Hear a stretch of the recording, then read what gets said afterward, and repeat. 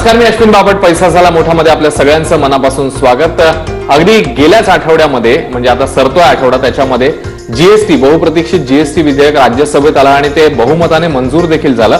आणि आता इथून पुढचा त्याचा प्रवास नेमका कसा असणार आहे आणि मग कॉमन मॅनच्या नजरेतनं या जीएसटीचं काय महत्व आहे हे आता आपण सगळं जाणून घेणार आहोत. आणि त्यासाठी आपल्या सोबत आहेत आपले कर सल्लागार संजीव गोखले. गोखले सर, खूप खूप स्वागत. आणि बुधवारी जीएसटी राज्यसभेमध्ये आलं, बहुमताने मंजूर झालं, त्याची वाट तर सुकर झाली. पण मुळात आपण बेसिक प्रश्नापासून सुरुवात करू. जीएसटी म्हणजे नेमकं काय? आपल्या कॉमन मॅनला, सर्वसामान्य माणसाला तुम्ही आणखी विश्लेषण करून कसं सांगा? अश्विन, भारतामध्ये किंवा इतर बऱ्याच देशांमध्ये वेगवेगळे कायदे अप्रत्यक्ष कराच्या रूपाने आहेत. भारतामध्ये तर आपण बघतो की उत्पादनापासून ते विक्रीपर्यंत उत्पादन शुल्क म्हणजे एक्साइज ड्युटी, विक्री कर, ऑक्ट्रा म्हणजे जेव्हा एंट्री टॅक्स म्हणतात ते आहे. शिवाय या 94 सालापासून सेवा कर लागू झालेला आहे. म्हणजे सेवा आणि वस्तू ह्याची जेव्हा विक्री होते किंवा उत्पादन होतं तेव्हा सरकार त्याच्यावर कर घेतं. आणि याला अप्रत्यक्ष कर अशासाठी म्हणतात की आपण जो कंझ्युमर असतो तो हा कर देत असतो, पण तो डायरेक्ट देत नसतो, त्या वस्तूच्या किमतीमध्ये त्याचा अंतर्भाव असतो. आणि अशा अप्रत्यक्ष करांचं म्हणजे बरेचसे कर लागू असल्यामुळे एकंदरीत बिझनेस करणाऱ्याला, ट्रेडरला या सगळ्या करांचं पालन करायला लागतं. त्याला त्याचे कॉम्प्लायन्स असतात, त्याची रिटर्न्स असतात, हा कर वेळच्या वेळी भरायला लागतो. आणि ह्या सगळ्यातनच एक सुटका म्हणून अशी एक संकल्पना पुढे आलेली काही वर्षापूर्वी की केवळ एकच कर लागू झाला पाहिजे. म्हणजे उत्पादनापासून अगदी थेट विक्री होऊन तो माल कस्टमरला मिळेपर्यंत केवळ एकच कर असला तर कसं, अशा दृष्टीने हा विचार झाला. आणि त्याला गुड्स अँड सर्व्हिस टॅक्स किंवा वस्तू आणि सेवा कर असं नाव दिलं गेलं. याच्यात सगळ्यात महत्वाची गोष्ट म्हणजे याच्यात उत्पादनापासून ते अगदी थेट कस्टमर ज्या शेवटली वस्तू घेतो तोपर्यंत केवळ एकच कर लागेल. वेगवेगळे उत्पादन शुल्क किंवा वॅट किंवा सेवा कर अशी न लागता एकच कर लागेल. या एकच कर लागण्याच्या संकल्पनेला जीएसटी किंवा गुड्स अँड सर्व्हिस टॅक्स असं म्हणतात. पण मग आता राज्यसभेमध्ये जे मंजूर झालं विधेयक त्यालाच जीएसटी म्हणायचं आपण? आता इथून पुढे जीएसटी लागू होणार असं आपण गृहीत धरायचं का? कसा पुढचं काय असणार? नाही अश्विन, जरा याच्यासाठी आपल्याला थोडं मागे जायला लागेल. आपण जर आपली जी राज्यघटना पाहिली, जर आपण भारताची घटना पाहिली तर या घटनेमध्ये अशी प्रोव्हिजन्स आहेत की राज्य सरकार जे कर वसूल करू शकतं ते केंद्र सरकार करू नाही शकत. एस्पेशली राज्यामध्ये होणाऱ्या विक्रीवरचा कर हा फक्त राज्य सरकार वसूल करू शकतो. तसंच सेवा कर हा फक्त केंद्र सरकार वसूल करू शकतो. हे तेव्हापासून म्हणजे स्वातंत्र्य झाल्यापासून घटना आपली जेव्हा अस्तित्वात आली तेव्हापासूनची ही कर प्रणाली होती.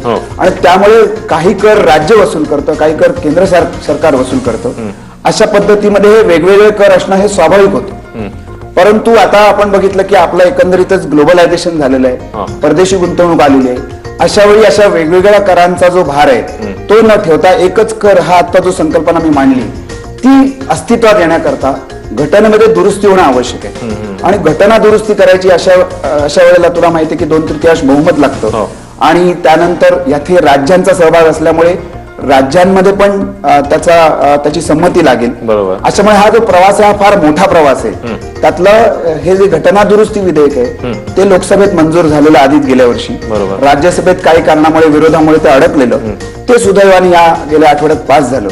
आता इथे मी म्हटलं ना, एक टप्पा पूर्ण झालाय.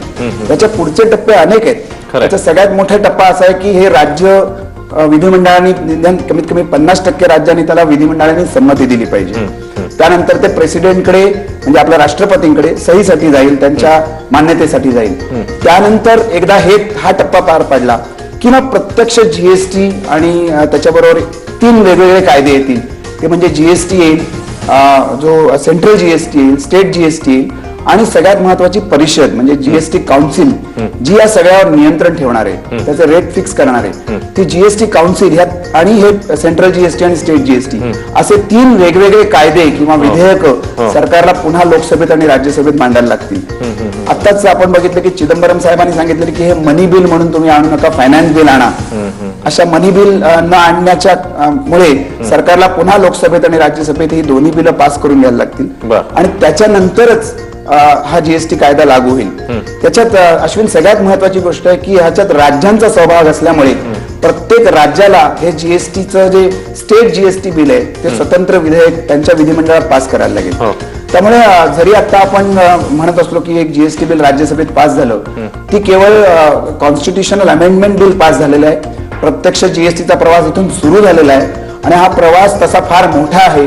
त्याच्यामध्ये अनेक अडचणी येऊ शकतात अजूनही, आणि त्या अडचणींवर मात करून जर सरकार पुढच्या काही काळामध्ये, म्हणजे असं म्हणतात की 1 एप्रिल 17 पासून हे सुरू होईल, मला स्वतःला असं वाटत नाही की 1 एप्रिल 17 पासून हे सुरू होऊ शकतं, पण नजीकच्या काळात साधारण 2018 पासून तरी हे जीएसटी प्रत्यक्ष लागू व्हायची शक्यता आहे, आणि ते होण्यामागे इतका सगळा मोठा टप्पा अजून पार पडायचा आहे, आणि तो पार पडल्यानंतरच जीएसटी प्रत्यक्षात आपल्याला बघता येईल. पण हे जे सगळे तुम्ही टप्पे सांगितले त्याच्यामध्ये कुठल्या टप्प्याला जास्त वेळ लागू शकतो किंवा असं काय आपण म्हणू शकतो? कारण जसं तुम्ही म्हणताय की सरकारचा मानस आहे की 17 पासून, पण तुम्हाला वाटतंय की 18 पासून सुरू होईल, कुठे नेमका जो आहे तो वेळ कंझ्युम होईल जास्त? अश्विन, याच्यात सगळ्यात मोठा जो आता जो आपण बघितलं राज्यसभेत जो मोठा हा वेळ लागला तो त्या काही विरोधामुळे लागला, आणि अपोजिशन पार्टीचा जो विरोध आहे तो त्या विरोधामध्ये एक सगळ्यात महत्वाचा विरोध आहे तो रेट ऑफ टॅक्स, हा जीएसटी किती असावा. आता तू बघतोस की साधारण वॅट 12-12.5% आहे, एक्साइज ड्युटी 12-12.5%, म्हणजे 24% कर लागतोच आहे, प्लस ऑक्ट्रा आणि इतर काही टॅक्स जर विचार केला तर 27-28 किंवा 29% एखाद्या वस्तूची उत्पादन झाल्यापासून प्रत्यक्ष ग्राहकांपर्यंत येईपर्यंत तो कर देतो आपण. बरोबर.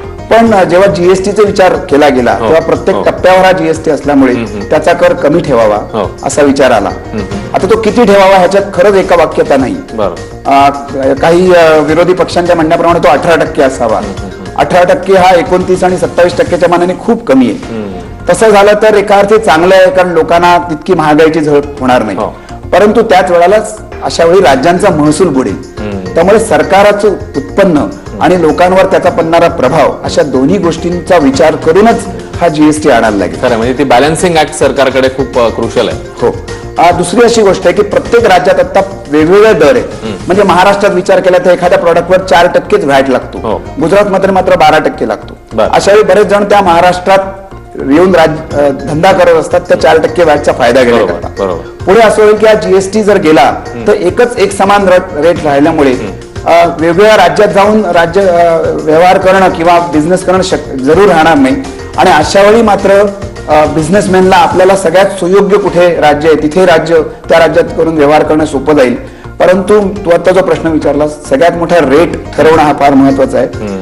राज्यांची त्याला मान्यता मिळणं हे महत्वाचे. आपल्याकडे 29 राज्य आहेत. 29 राज्यांपैकी 15 राज्यांची मान्यता आता लगेचच लागणार आहे. ती कदाचित होऊ शकते, कारण बऱ्याच ठिकाणी सरकारची राज्य आहेत, नाही भाजप प्रणित सरकार तिथे आहेत, त्यामुळे ते होऊ शकतं. बरोबर. परंतु इतर राज्यांनी हा जो नवीन कायदा आहे याची अंमलबजावणी करण्याच्या दृष्टीने विधिमंडळात तसे विधेयक पास करायला लागेल. त्यामुळे हा सगळा वेळ काढू प्रकार आहे. आणि मला तर कधी कधी अशी भीती वाटते की जर लोकपाल सारख्या बिलाला जर 40-40 वर्ष लागू शकतात तर भारतातली ही कर प्रणाली पूर्णपणे बदलण्याची जी एक नवीन विधेयक आहे त्याला खरोखर इतका वेळ लागू नये अजून. आणि लोकांच्या ज्या आशा आहेत, ट्रेडर्स किंवा बिझनेसमॅनच्या ज्या आशा आहेत त्या लवकरात लवकर पूर्ण व्हाव्यात अशा दृष्टीने हे जरी वेळ काढू प्रकरण असलं तरी आपण आशा करूया की येत्या 1-2 वर्षात लागू होईल आणि त्याचा फायदा भारताला मिळेल. खरं. आणि याच अनुषंगाने आता गोखले सरांनी जो मुद्दा मांडला की येत्या 1-2 वर्षात लागू होईल आणि त्याचा फायदा आपल्याला होऊ शकेल, नेमके काय फायदे आहेत त्याचे हेच आपण बोलणार आहोत. पण इकडे एक छोटासा ब्रेक घेणार आहोत. ब्रेक नंतर याचे फायदे आणि अन्य काही महत्वाचे मुद्दे पाहत राहा एबीपी माझा.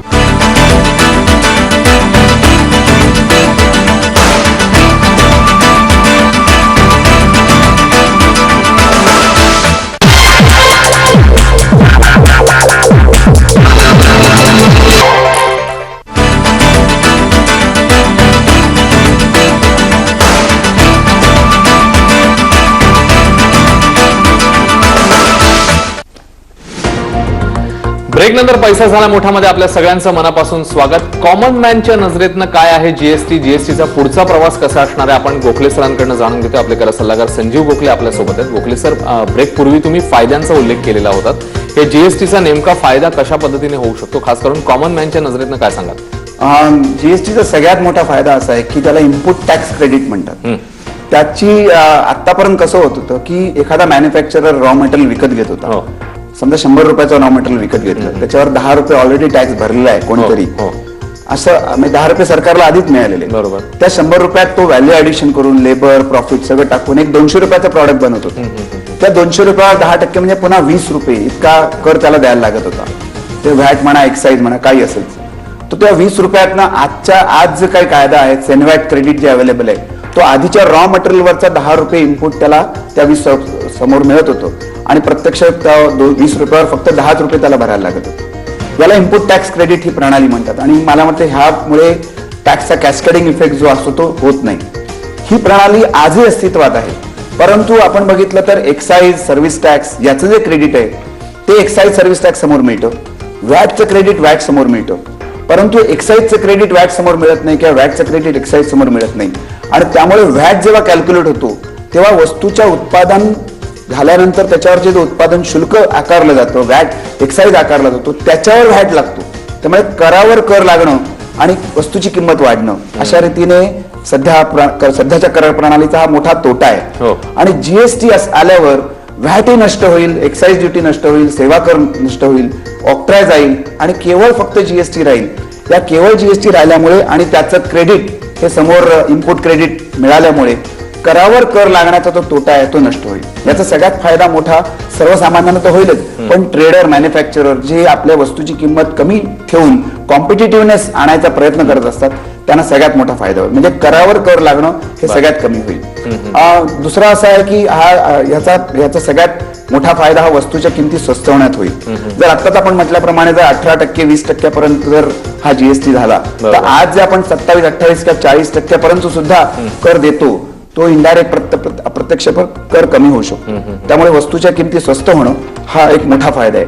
अजून एक मोठा फायदा म्हणजे आज तू बघतोस की आपल्याला एका राज्यातनं दुसऱ्या राज्यात माल नेताना प्रत्येक ठिकाणी चेकपोस्ट असतात, तिथे खूप वेळ जातो, पेट्रोलचा डिझेलचा अपव्यय होतो. हा पुढे राहणार नाही, कारण सर्व अख्ख्या भारतात एकच कायदा असेल, एकच रेट असेल त्या वस्तूला आणि त्यामुळे वस्तूची देवाणघेवाण अतिशय सहज सुलभतेने होईल. एकदा का जीएसटी एका पॉइंटला भरला की तिथून तो व्यवहार पूर्ण होईपर्यंत मध्ये कुठेही तो कुठल्याही राज्यात गेला तरी त्याला तिथे त्याचा वेळ वाचू शकतो. आणि मला वाटतं सगळ्यात मोठा फायदा हा आहे की त्यामुळे अशा रीतीने देवाणघेवाण सुलभ होईल, मधला वेळ वाचेल. आणि सगळ्यात अजून एक महत्वाचा फायदा म्हणजे अशा रीतीने जीएसटी बऱ्याच देशात आहे आणि त्यामुळे परदेशी गुंतवणूकदार ज्या भारतात येतात आणि ते आपल्याला इथे गुंतवणूक करतात तेव्हा अशा रीतीने एक संध आणि एक समान असलेला कायदा हा त्या निश्चित प्रिफर करतात. आज काय होतं की वेगवेगळ्या राज्यातले वेगवेगळे जे कायदे आहेत, आज महाराष्ट्रातला वेगळा, गुजरात मधला वेगळा, कर्नाटकातला वेगळा. मला जर वेगवेगळ्या राज्यात धंदा करायचा तर प्रत्येक ठिकाणी जाऊन मला नोंदणी करायला लागते, तिथला कायदा समजून घ्यायला लागतो, तिथला कायद्याचं पालन करायला लागतं, त्यात कुठे चूक झाली तर पेनल्टी भरायला लागते. आणि बिझनेस करायच्या ऐवजी माझं लक्ष या सगळ्या कायद्यांवर जास्त केंद्रित होतं. मला वाटतं जीएसटी आल्यामुळे सगळा कायदा एकच असल्यामुळे, सगळीकडच्या एकंदर प्रक्रिया एकच असल्यामुळे मला त्या विषयावरनं आपलं ध्यान हटवून बिझनेसकडे कॉन्सन्ट्रेट करता येईल. मला वाटतं हा सगळ्यात मोठा फायदा आहे. आणि तो फायदा एकदा बिझनेसमॅनला मिळायला लागला की त्याचा इनडायरेक्टली त्याचा फायदा तो थोडाफार प्रमाणावर कस्टमरला पास ऑन करील, वस्तूच्या किमती स्वस्त होतील आणि वस्तूही किमती स्वस्त होतील, भारताची एकंदर आर्थिक प्रगती होईल. असं म्हणतात की साधारण 1 ते 2% आपला जीडीपी वाढू शकतो या सगळ्यामुळे. आणि 1 ते 2% जीडीपी वाढणे ही सगळ्यात मोठा फायदा मला वाटतं या बदललेल्या कर प्रणालीचा आपल्याला मिळू शकतो. खरं, पण मग याच्यामध्ये काही तुम्हाला कच्चे दुवे किंवा तोटे जाणवतात किंवा अंमलबजावणीच्या दृष्टीने काही अडचणी बघताय तुम्ही? निश्चित अश्विन, असं आहे की हा आतापर्यंत गेले 60-70 वर्षाची कर प्रणाली लागू आहे ती बदलून ऑलटुगेदर नवीन कर प्रणाली आणि त्यात सुद्धा अनेक कायद्यांना बाहेर काढून केवळ एकच कायद्याचा अंमलबजावणी करणं हे सोपं काम नाही. त्याच्यात 29 राज्य आणि राज्य सरकार या सगळ्यांचा सहभाग असणार आहे. शिवाय तुला माहिती की ह्या ऍक्च्युअल जीएसटीच्या इम्प्लिमेंटेशन मध्ये 2 प्रकारचे जीएसटी असणार आहेत, म्हणजे केंद्रीय जीएसटी आणि एक राज्याचा जीएसटी, ज्याला सीजीएसटी म्हणतात आणि जीएसटी म्हणतात. ते दोन्ही जीएसटीचा सेट ऑफ आपल्याला मिळणार आहे. त्याचे रूल्स थोडे कॉम्प्लिकेटेड असतील. हजारो कर्मचारी जे राज्य सरकारच्या आज ह्या विभागांमध्ये उत्पादन शुल्क किंवा विक्री कर मध्ये काम करतात त्यांना ट्रेनिंग द्यायला लागेल आणि त्यामुळे हे काही अडचणी सुरुवातीच्या काळाला ज्याला आपण टिथिंग प्रॉब्लेम म्हणतो त्या नक्की असू शकतील. आणि एवढ्या महाकाया देशामध्ये अशा पद्धतीचा कायदा राबवण्यासाठी एक चांगलं सॉफ्टवेअर लागेल. त्या सॉफ्टवेअरची उपलब्धता सगळ्या ऑफिसेसमध्ये लागेल आणि अशा रीतीने ह्या कायद्याचं यशस्वी अंमलबजावणी होण्याच्या दृष्टीने सुरुवातीचे काळ हा कठीण आहे. मी मगाशी म्हटल्याप्रमाणे हा कायदा पास होणेच कठीण आहे आणि त्याला 1 वर्ष 2 वर्ष लागू शकतात. पास झाल्यानंतरचे जे प्रॉब्लेम्स आहेत तेही थोडे माझ्या मते आहेत सुरुवातीचे, परंतु ओव्हरऑल त्याचा विचार करता, ओव्हरऑल बेनिफिटचा विचार करता हे काही काळापुरते प्रॉब्लेम. आपण व्हॅट जेव्हा आला तेव्हा बऱ्याच लोकांनी आमचा महसूल बुडेल असा ओरडा केलेला, पण प्रत्यक्षात महसूल बुडाला नाही. ह्याच्यात अजून एक गोष्ट अशी की सरकारने असं त्यांना प्रॉमिस केलेलं आहे की ज्या राज्यांचा महसूल यामुळे बुडेल, कारण नॅचरली असं होतं की माझ्या राज्यातला कायद्यातला टॅक्स कमी असल्यामुळे बरेचसे व्यवहार करणारे लोक इथे येतात. आता एक समान झाल्यामुळे त्याला इथे यायची गरज नाही, तो त्या राज्यात व्यवहार करू शकतो.